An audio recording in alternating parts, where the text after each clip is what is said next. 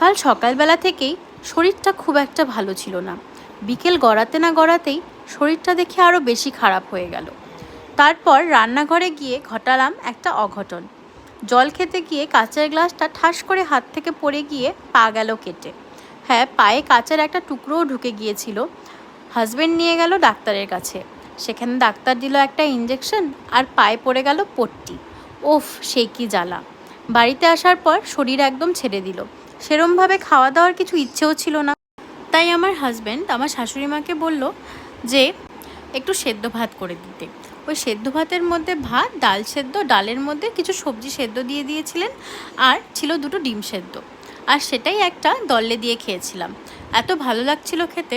খাওয়ার পর শরীরটা একটু ঠিক হলো।